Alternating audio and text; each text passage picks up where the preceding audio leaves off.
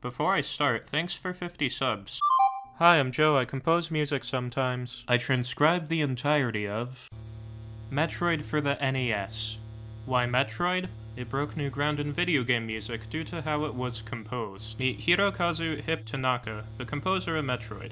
He was disgruntled with the chipper melodies in video game music at the time. He felt they sacrificed tone and mood, which was important to the then growing but limited genre. As a result, he sought to make something immersive, something that blurred the line between music and sound effects, like a living and breathing creature. Let's see how he did it. The NES has 5 channels, 2 pulse waves, 1 triangle wave, 1 noise wave, and the other one nobody cares about. The title theme introduces a shrill and dissonant melody over some deep and hollow power chords. Immediately the mood is set. You are alone, in the vast and dangerous emptiness of space. Then the mood gets subverted immediately by some hopeful chords and melodies, as well as a niche percussion line. The player learns their mission: defeat the Metroid and destroy the Mother Brain. We now have a purpose. As a ship gets closer to the planet, we change from duple to triple meter.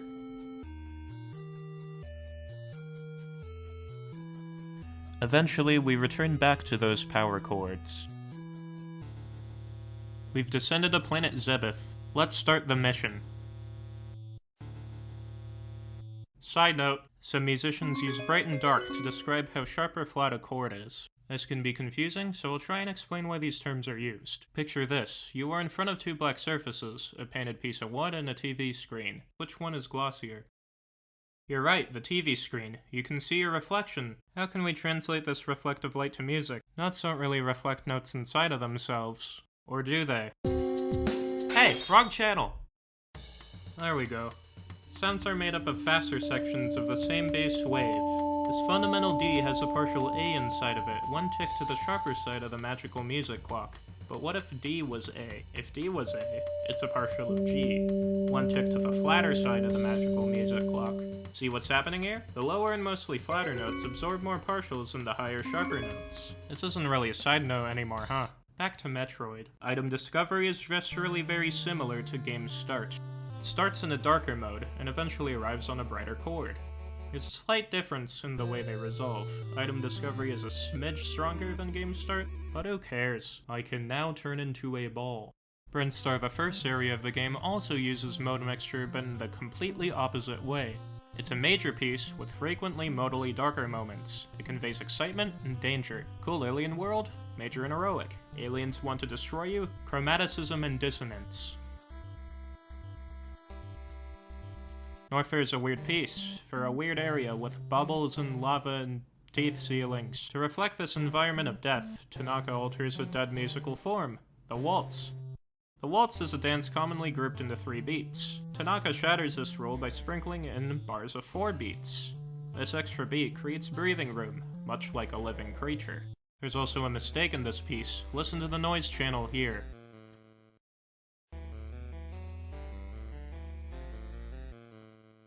It's offset by a beat. Isn't that cool? Well, this displacement is most likely a mistake. It accentuates the discombobulation in Norfair as you traverse deeper into the bleak alien world. Remember, the composer disliked chipper poppy melodies. How would one go about making a non-chipper melody? If you ignore fundamentals, it'll just sound bad.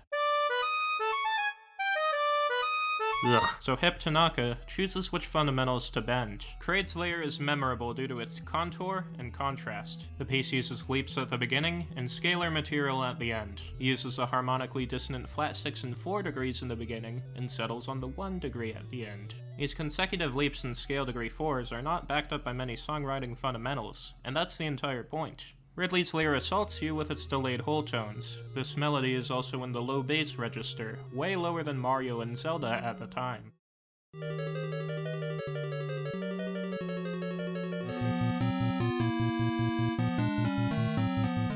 This bass melody is a surefire way to create a non-pop atmosphere.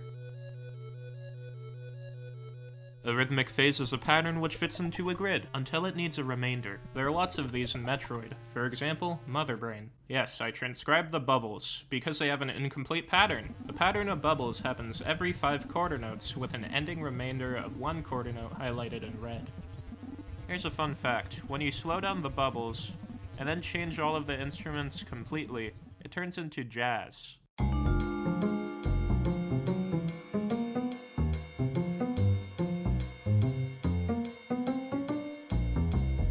Tourian has two incomplete patterns in the pulse 1 and triangle channels. Pulse 1 occurs every 3/8 notes, with 1/8 note remainder at the very end. The triangle occurs every 15/8 notes, and this 15 is a neat effect, as the entrance is earlier by 1/8 note each time in our 16/8 note grid. The remainder is at the beginning of the piece.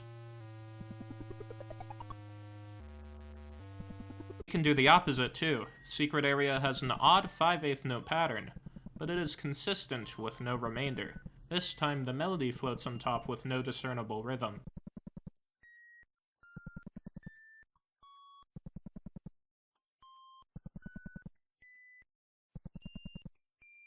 Many of these techniques can be seen in multiple pieces. The escape combines the mode mixture of Brinstar and the mood of the title theme.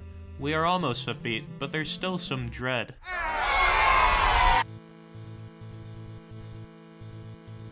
You have to survive. And you do. Hip now believes you've earned the upbeat music. And if you play the game fast enough. Samus forgets her power suit and dies in the horrid atmosphere of Zebeth. Thank you for watching this video, and always remember, stay safe and stay hydrated.